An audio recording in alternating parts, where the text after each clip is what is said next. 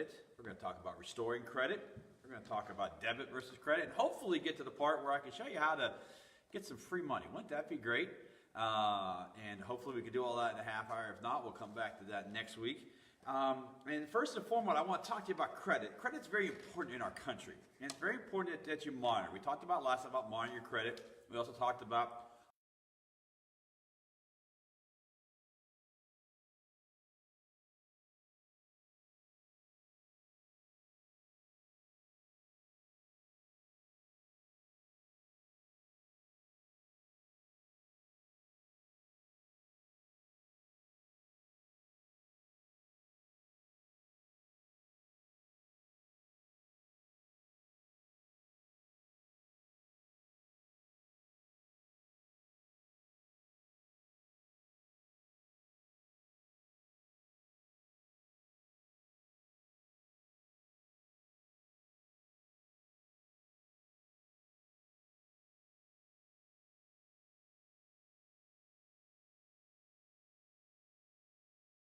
especially in the United States, how you're perceived and how people look at you in lending money, or just in those other areas, getting jobs, getting better rates on even your phone contracts and things like that. So the better credit you have, the better prices you can get in many areas. Now, before I go anywhere, we got to understand, though, that when we talk about credit, I'm going to talk to you about how to restore your credit, or if you have credit, how to improve your credit tonight, how to protect your credit tonight, and how to use it to your advantage. But here's the deal. Credit is not free money. You can't think of it as free money. If you think of it as free money, then you're not going to be able to use this properly, and you're going to get yourself in trouble. And just because you can swipe a card or you can get a loan somewhere doesn't mean that the money's fallen out of trees and you've had a great windfall. You know, credit used wisely can benefit you greatly. Credit used unwisely can harm you disastrously. And in order to do it right, be responsible, the first principle we got to make sure we understand, back to the first lesson, is you have to live within your own means. It says in Proverbs 21:20, there is a desirable treasure, and oil in the dwelling of the wise, but a foolish man squanders it. And what God is saying there is, God is saying that a foolish man does not take care, lives beyond their means. And in our society today, in the 21st century, it's really easy to get beyond your means in a hurry. And we got to be careful not to do that and learn how to do that. The next class that we do, assuming I get through everything tonight, we're going to do budgeting in detail. I'm going to take, right now tonight, you can't see real good on the screen. We're going to work on that next time. But having a thing where I can walk you through a budget with a program that's very similar to anything you could get out there.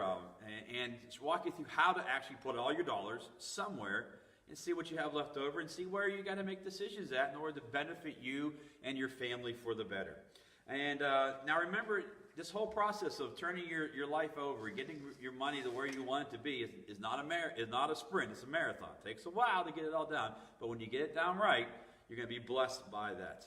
You know, the worst thing I hear when people deal with credit is this: I thought that I was doing it right. You know, and you know what, and when it comes to money, and especially credit issues, you can't assume that you're doing it right. You have to take steps and make sure you're doing it right, because people will try to take advantage of you. And here's the easiest way not to be taken advantage of. Be in control. Know what's going on, and it's harder for people to take advantage of people who are always constantly watching what's going on with their information. Now let's get into credit tonight.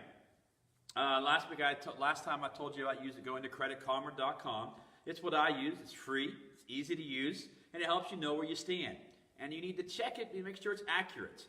Up on the board tonight I have up there, we're going to go over some different things they have on there. And all the different credit sites have very similar things to what I'm going to show you tonight. I'm going to show you, I'm using mine as an example. And you need to check it and make sure it's accurate. The Federal Trade Commission estimates that 1 out of every 5 Americans has an error on their credit report.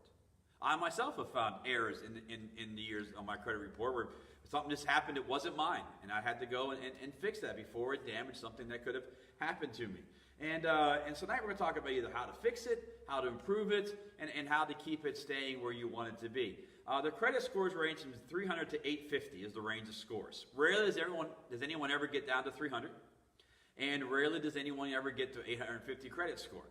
My score, as you can see, you might not be able to see the screen. I'm using mine tonight. It's 823 from Equifax and 816 from TransUnion. And I've done that over time. There was a time my credit wasn't good before I learned how to do all this. So I've been where some of you are, and I want to help you get better at this so you can be at a place where your credit is good in your life, and you can be able to help you with many different things in your life. So some things that affect credit. So we're going to go into, I'm going to pick Equifax just because it's the one I'm the highest in, so why not? Somebody in the back is laughing. Okay. What we want to talk about is there's factors that go into how a credit score is put together. And in order to improve your score, to help you in those areas, you got to understand what all these things are. Down at the bottom right-hand side, if you can see it. If not, if you go on Credit Karma, it'll bring up 6 factors. And the first one is payment history. You need to make sure you make your payments on time. What they'll ding you for payments that are 30 days, 60 days, or 90 days behind. And the killer is if you have something that's 30 days, they go 60 days, now you got 2 dings and so on. You got to be careful about that. And the first thing you didn't know about paying your bills is nothing is late until it's 30 days after the day it's due. Now, companies can charge interest and they can charge late fees the day after they want their money. There's nothing wrong about that. But they can't report it to your credit until it's at least 30 days late or 60 days late, and then 90 days. Those are the three things. So you need to watch those, because those things are, and it says on here, these are high impacts. We're going to talk about high impacts, and I'm going to click over here. You might not be able to see it, but I'll explain it to you. There's this little box up here. It says, right now it says I had no late payments. And the green is 100%, a little lighter green is 99%. The yellow, which is like the average, is 98%. Then you get a little bit of orange at 97%. Then once you hit below 97%, if you're not 97% on time, you start getting to the red area. So this is a very important thing to keep up with, is to make sure you keep up with your credit payments and have them in there. Now, sometimes you might have late payments, okay? And sometimes you get in trouble. How do I restore my credit? Well, if you have a late payment, one thing you can do, you can ask your creditors to forgive your late payments. They will do that occasionally. And you're also really good when you're especially willing to pay your bill current. And they'll go on and they'll remove those late payments. And sometimes they'll even put you on a payment plan, interest free. And if you do that, get it in writing. Email or text works in this day and age to hold up. But if you do that, then they can't affect your credit with that. And they'll give you some time to rebuild that area, because you don't want to have those 30, 60, 90 things keep going and going and going. So once you get 130, you want to go call them and say, hey, I need some help here, or do something. You know what? They want to get paid. Okay? Yeah, you might think, I'm embarrassed to go do that. But here's the deal. They want their money. They don't want to really ding you, because they're dinging you because they want you to get their money back. And so if you go to them, they'll work with you. And because, be surprised what you get if you ask. Because they want you to get their bills paid. We talked last time about hospital and medical bills. I do want to let you know one thing, that Experian basically has 180 days until they actually have a late payment for a medical bill or a hospital bill.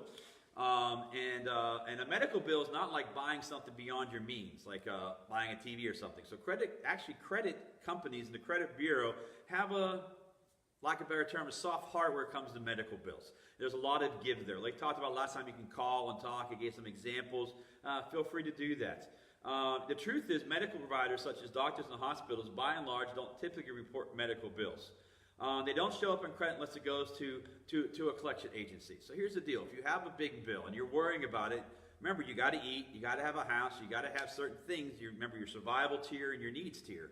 Okay? Don't stress out about a medical bill. It's treated differently than other credit debt, simply because they understand what that's about, and they will work with you, but you got to take the moment and ask. If you want some more details on that, the last session I talked a lot about it, and also I had a big long post on it on the Facebook if you want to read that. If you still have some questions, feel free to shoot me a message. The next thing it has down here, you have a thing called derogatory marks. It's otherwise known as collections, the bill collectors. Okay, you don't want to have them on your mark. Just so you know, if you have them, don't feel like you're a horrible person. Over 50% of Americans have something in this category. My category has 0. I watch it all the time. And there's a couple things you got to do. Is you got to make sure they're legitimate. In this day and age, fraud is all over the place, and sometimes you can get a bill in the name. I've had one time, I had a person who took out a bill in my name in Danbury, Connecticut. I never lived in Danbury, Connecticut. Okay? But all I did was I saw, knew it wasn't legitimate. I reported it on Credit Karma and other credit sites. You can go online. You can actually dispute it right there online. Okay, and then it comes to a resolution. Every time I disputed one, I've come back in the right. And it's really easy to prove if you're that person or not that person. And Danbury, there was no record of me ever living there, and then some other things didn't match up where the phone number wasn't this and this wasn't this. You know, people are out there trying to find ways to get money. And they never used my money. They just used my good name to buy something. Okay? So I had to get that corrected. And you won't know that unless you check it. We need to check that. Another thing is, are there any credits that are 7 years and 180 days old? Basically 7.5 years. If so, they are not valid. Now, it doesn't mean you don't owe the bill. As Christians, we should always pay off our debts. It says in Psalms 37:21, we need to do that. Okay? But it has to be removed. You know, you need to watch. Sometimes creditors will sell your bill to other creditors, or they even have this trick. They have other names underneath their corporation, the dummy names, that they just transfer over to that name. You'll find these companies doing business as this company, doing business as this company. But as long as the original bill is the same as what it was 7 years ago, you can have it knocked off your credit and it can't affect you. So you don't have to be penalized for previous mistakes. Now, if you have legitimate ones, like I said, you're not alone. Over 50% of Americans have something in this category. Okay? So here's what you got to do. First of all, don't get stressed out. Okay? Just like when you came to Jesus, God forgave your sins, you learned a way to do it, and learned a method of how to grow and get better at being a Christian. Same day with money. Don't stress out. Let's don't panic, okay? Yes, do you owe the money? Yes. And they want to get paid. One of the things you got to do is you got to look at it, and what you want to do is you want to look at your bills, and don't always look at the biggest one as the worst one. You want to look at the littlest one first. Let me give you an example. Say you owe $1,000 to one company and $500 to two other companies. And you get $1,000 either from a paycheck or someone gives you a gift. Our first inclination is to pay off the biggest one, okay? But here's the thing. The way the credit works is it's not about the amounts that you owe. It's the amount of things that are reported on your credit, okay? So it'd be much better to take the $1,000 and pay off the two 500s, okay? And then work on paying off the bigger bill. So work on smaller ones. If you pay off a smaller one, then once you get it paid off, take that money from the smaller one, add a little bit to it, and then pay off the next bigger one. And work your way down. The idea is you want to get these things off of your plate. Another thing you do is you can call the collection agency. The way collection agencies work is real simple. They take a bill and they offer say it's a department store. Say you owe $1,000. They'll offer the department store somewhere between $100 and $300 for the bill. The department store will take the money, and then they will try to collect from you. And not that you shouldn't do this, but if I'm talking past tense, I'm not going forward. If you're just going forward, you are sinning, okay? But this is the law, the way the law is written. We can live within the laws of the land. You can call those agencies. They'll be on your credit report, even if you've lost the bill, and say, hey, what can I do to make this right? You know what? And you don't have to ask for anything off, but they'll say, hey, if you do this and this, hey, if they offer it, take it, okay? But going forward, we can't do that, okay? Because that would be doing it willfully sinning, okay? That would be wrong, all right? But there are things out there to help you restore your credit because you do owe the debt and you should pay on that. Another thing you need to do is up here, this has the credit age. Build a good credit age. 5 years is usually considered a decent credit age. Mine is 5 years and 4 months. The reason is it takes all the things you have, mortgages, car loans, credit cards, all the debts that you have, and they have how long is your oldest debts, and average together to how good you've been paying on your debts over the years. And the longer the age of your things, the better it is because they feel like you've been dealing with credit for a longer period of time. Mine's 5 years and 4 months. On mine I have a gazillion, if you can see up there, things, and because I every so often open another credit card because I want to get free stuff, and we'll talk about that in a little bit later. But I always make sure that the average works out that I'm in that five-year range. I don't go below that 5-year range. What if you're not there right now? That's okay. You know what? Sometimes, part of improving it is just starting and getting a payment history. You'd be amazed if you do things just over a short period of time, you can increase that and get that age up rather quickly, and also help improve your score just by doing 3 to 6 months at a time of good payment history. It'll start helping your payment history and start helping your credit age go a little bit further along. Now, one of the big things that helps with credit age is credit cards. Now, everybody's going to go, oh, no, I don't want to have a credit card. I want to have that. Well, I want you, if you look at all the credit sites, credit affects, like I said, your job. It can affect your interest rates on your house. It can affect what you qualify for auto insurance, things like that. And if you look at the things, there's 6 major factors. There's hard inquiries, not a big impact. Total accounts. And these total accounts, okay, you might have one mortgage and one car, but it could be a lot of credit. The more accounts you have, the better they like you, okay? And as you see, I have 46 accounts right now, and I'll explain how that all happens. And if you could be responsible, you don't have to be afraid of it. It doesn't mean you have to use every account. I only use 4 accounts, but I have 46, so I have this wonderful score in this one category. And then you have credit age, derogatory marks, credit card use, and payment history, including credit cards. So 3 of the 6 main things that determine whether you can get these benefits in your life are tied to credit cards. Now, credit cards, they're not bad, okay, if you use responsibly. Now, before I go on, I want to talk about a credit card versus a debit card. And let me tell you something. Most people think a debit card and a credit card are the same thing. They're not. The debit card is not a credit card. And I want to tell you something, the debit card is dangerous. Let me tell you a couple things about a debit card. Number 1, the debit card will not improve your credit score, no matter how much you use it, because it's not reported to the credit agency. If you get delinquent, you can't get delinquent on a debit card because they take it out of your account, okay? Now, that's the key thing here. Debit card, they take out of your personal account. Credit card, now you can get it from the same bank you have a debit card, okay? Even if your debit card says Visa or MasterCard on it, it's not a credit card. Doesn't help you at all in credit, okay? Credit card is not tied to your account, okay? And what it is you're using other people's money and you pay them back. Now, here's the difference between the two and why it's important. First of all, you need a credit card to build credit because 3 of the 6 categories depend on this, okay? You don't have to use it all the time. You just need to have accounts that have that and then use them a certain way, and I'll explain in a few minutes. But here's the deal about a debit card. When you go to the store and you go to a Walmart and you check out with a nice young lady or young guy at the Walmart register, and they accidentally type in $100 when you only meant to spend $10, guess where that money comes out of? If you use a debit card, right from your account. Now, here's the deal, okay? You might not know that, or maybe they type it in right, and somewhere in the transaction it gets processed wrong, okay? This has happened to people. And say they don't have enough money in their account to cover it, then they get late fees and things like this. And here's the problem. You go to the bank and say, this was a mistake. Or here's the bank says, well, you got to prove it. It's your job to prove it. And they're not real good about giving your money back once they take it. Now, here's the thing about a credit card. You do the same thing at any transaction or credit card, and someone types in wrong, or someone gets your credit card. Doesn't matter, okay? I've had this happen to me a time. The law says that you are not responsible for that debt. Because you're using someone else's money. It doesn't come out of your bank account until you actually write that check to that credit card company. No money changes hands. And you have 60 days to challenge anyone you want to do. And I've done it many times. I've done it here for the church. I've done it for myself.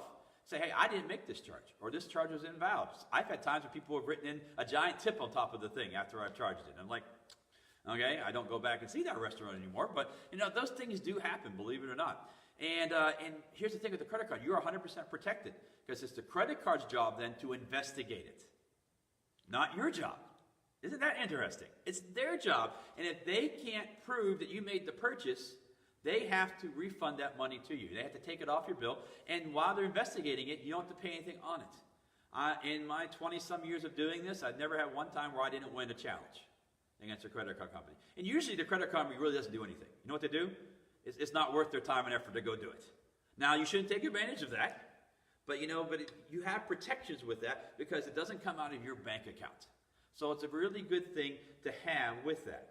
And so I think having a credit card is a very important thing to have because it protects you.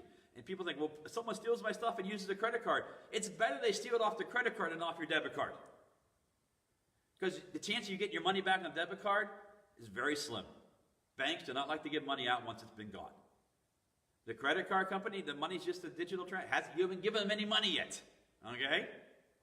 So make sure, I would have one in your wallet, and not just one, okay? Because remember, you have this total accounts thing. It's an impact on your thing.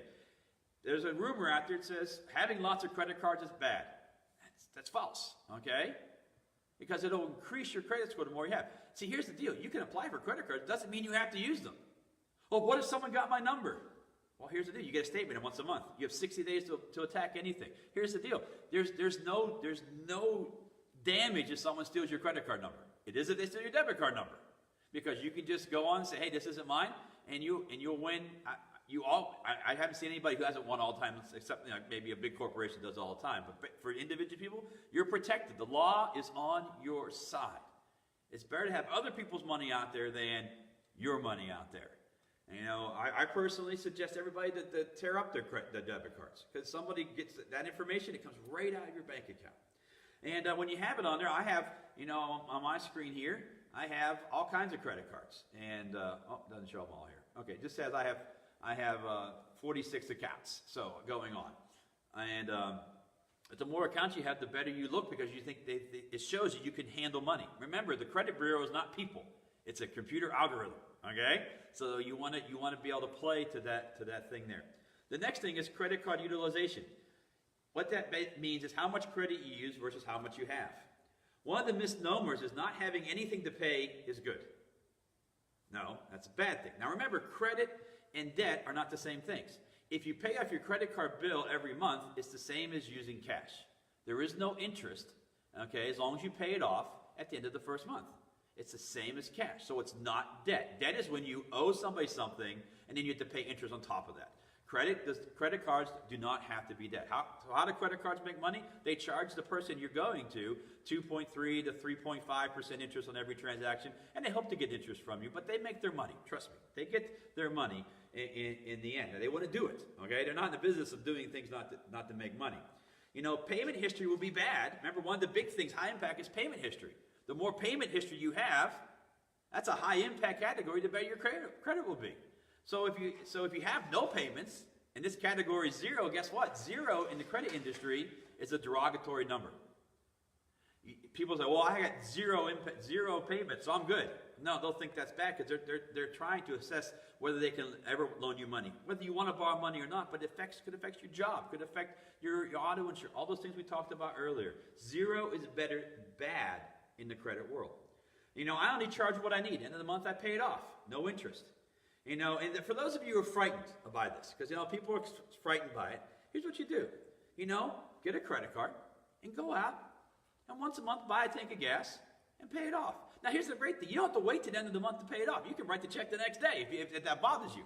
But you'll be starting to create more payment history and more credit card usage and more accounts. These are 3 things. 50%, actually 2 high impacts and low impacts. 60% of what makes your credit score improve, it will help you with. And do this every month, and your scores will improve slightly. Now, the key is not to go over 30% of what it is. Now, I'll give you examples. Say you have a credit card of $1,000.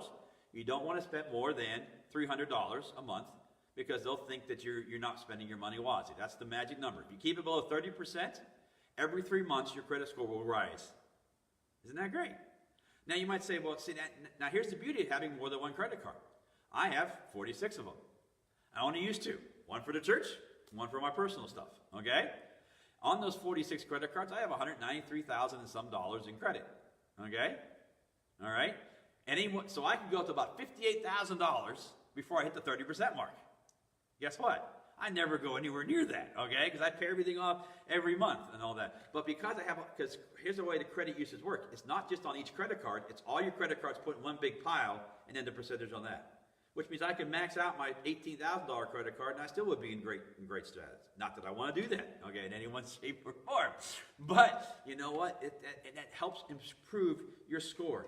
And so those are just different things about that. Now, I'm going to end tonight. I got about 5 minutes. I'm going to start with this tonight, and I'll pick it up next time around.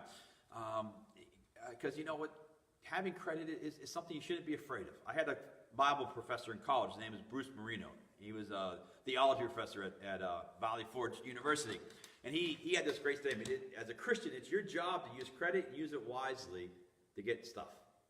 Now, here's the thing. Remember, now the Bible says don't go into debt. We're not talking about going into debt. Remember, if you have a credit card and you pay it off, it's not debt, okay? Because you're not paying interest on it, okay? But if you use it wisely, you can do some amazing things with it. I don't have a lot of time tonight, but I will next time lead off with this, and then we'll go into the budgeting. But I forgot to bring my wallet. I'll just give you an example I'll give you an example of one thing I do, and then I'll give you an example of a story I've done in the past. Okay? And then next week we'll go into, not next week, 2 weeks from now, we'll go into depth about how you can actually go on the vacation of your dreams, or buy Christmas presents you've always dreamed to buy on. Just so you know, one of the secrets about vacation is, when you go on vacation, let me tell you this. If you follow what I'm going to show you next few weeks, this is not just, I've done this and I found other people will do the same thing, renowned people that do this. If you do it properly, you'll have your hotel paid for, okay, and you'll have your gas paid for to get there. What's the other big expense on a vacation is your food, okay?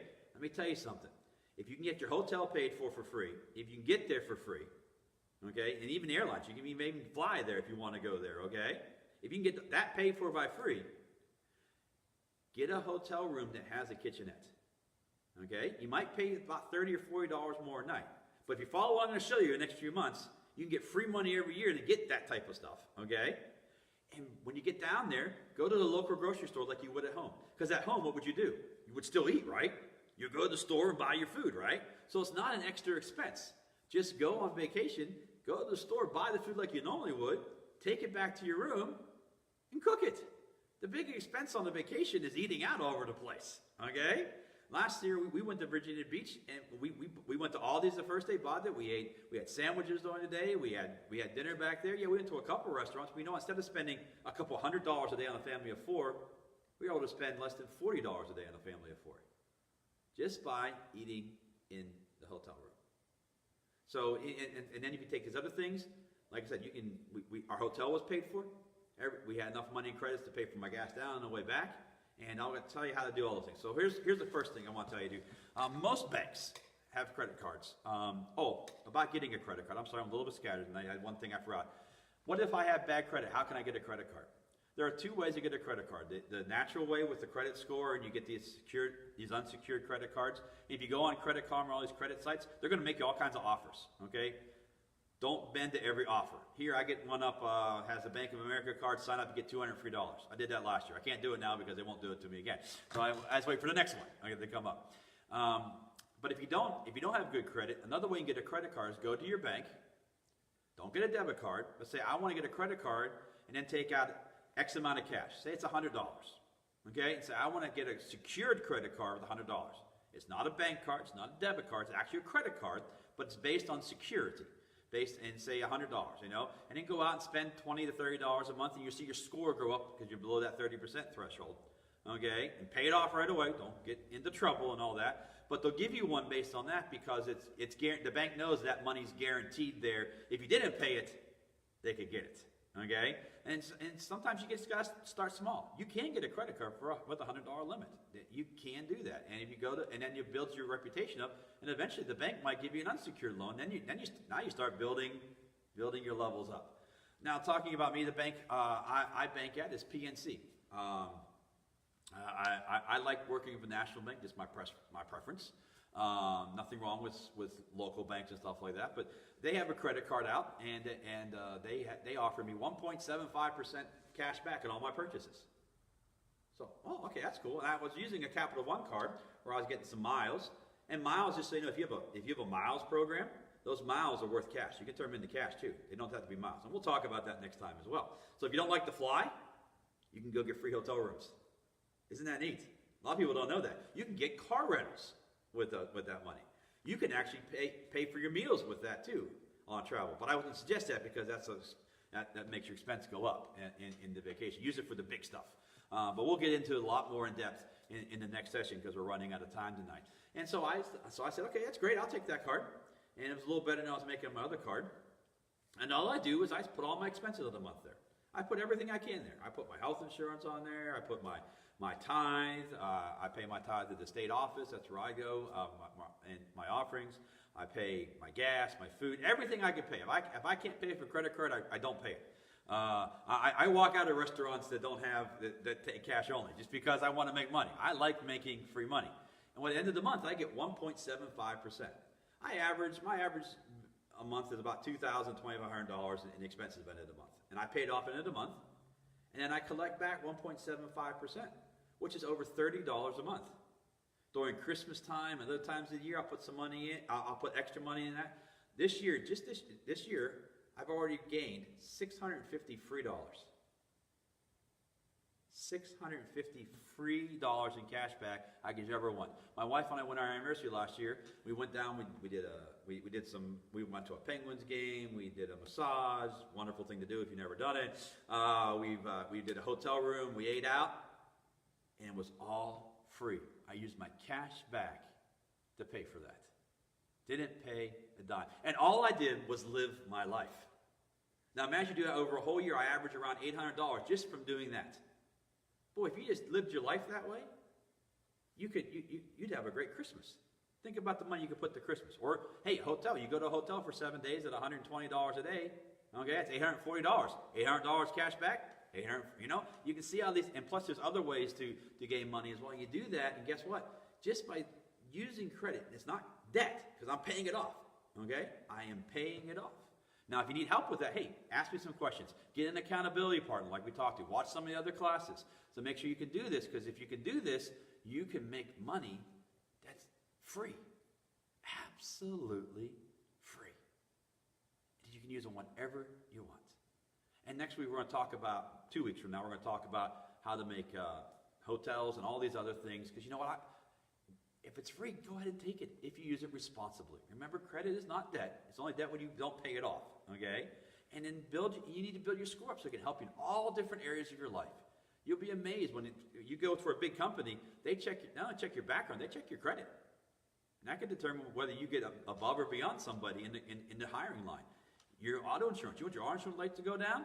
Improve your credit score. Your auto insurance rates will go down. You want to buy a house? Improve your credit score. Your mortgage rates will go down. If you have a mortgage and your credit rate gets to a certain level, you can refinance it and cut your more interest. These are things that can help you out in your life so you can live better, have more money, and succeed in life.